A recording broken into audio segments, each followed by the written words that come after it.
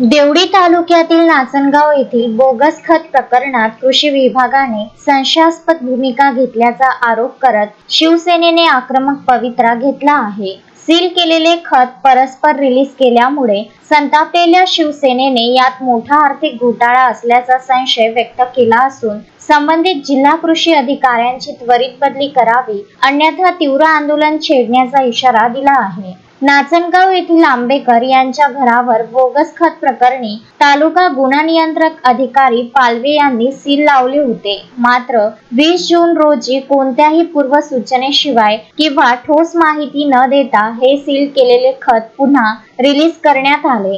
तालुका कृषी विभागाने खत रिलीज करण्याबाबत कोणतीही अधिकृत माहिती दिली नाही। चौकशी केली असता उडवाउडवीची उत्तरे देण्यात आली। खत रिलीज करण्याच्या प्रक्रियेत कृषी अधिकारी, देवडी कृषी विभाग आणि संबंधित कंपनी यांच्यात आर्थिक देवाणघेवाण झाल्याचा शिवसेनेचा थेट आरोप आहे। घर मालकावर कोणतीही कायदेशीर कारवाई न करता 4 पासून कोणाही अधिकाऱ्याने या केंद्राला भेट दिली होती का याची माहिती देण्यासही टाळाटाळ केली जात आहे। शिवसेनेच्या शिष्टमंडळाने या प्रकरणाची वरिष्ठ स्तरावर तक्रार करण्याचा निर्णय घेतला आहे। जोपर्यंत दोषींवर कारवाई होत नाही आणि संबंधित अधिकाऱ्यांची बदली केली जात नाही तोपर्यंत शांत बसणार नाही। शेतकऱ्यांची होणारी फसवणूक थांबवण्यासाठी आता जिल्हा स्तरावर तीव्र आंदोलन उभे केले जाईल असा इशारा देण्यात आला आहे। 4 मेला लावलेला जे सील होतं ते संबंधित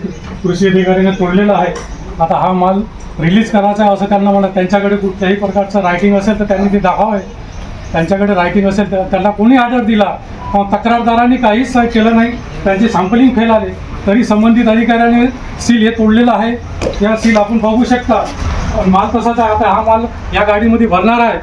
आता आपण उपरीकर सरांनाही फोन लावला होता, परंतु उपरीकर सरांनी जे आयुष आहे त्यांनी आपला फोन अजून उचलला नाही आहे आणि जे इथले तालुका कृषी ज्यांच्याकडे गुन्हा अधिकारी पालवे सर आहे त्यांना फोन लावला, त्यांनी म्हटलं आहे की आयुषच्या अधिकाऱ्यांनी आम्ही हे रिलीज तोडत आहे, कारण तक्रारदारी मी सेंटर लेवाटीची परमिशन मागितली आहे का संबंधित ज्याही खत आहे ते आम्हाला परत सॅम्पलिंगसाठी पाठवायचं आहे। त्यांचं असं मत आहे का जो तक्रारदार आहे त्याला आम्ही सॅम्पलिंग करते वेळेस म्हणजे सॅम्पल घेतेच बोलवायचा का नाही बोलायचा हा आमचा अधिकार आहे, ते आम्हाला चुकीचा मेसेज देत आहे। अरे आम्ही तक्रारदार आहे, आम्हाला तिथे सॅम्पलिंगच्या वेळेस बोलवायलाच पाहिजे नव्हतं, परंतु त्यांनी सॅम्पलिंग कोणतं घेतलं, का घेतलं, कुठेतरी गोडगोंडाला आहे, याला शंकेला वाव नाही आहे। त्यांनी कुठेतरी कंपनीवाल्यासोबत साठगाठ गेली आहे, हा माझा स्पष्ट आरोप आहे।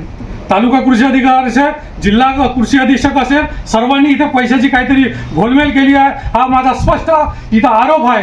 कारण ज्या शेतकऱ्याला लुबाडून या कंपनीने माल विकला आहे 3 वर्षापासून हे कृषी अधिकारी झोपले होते का?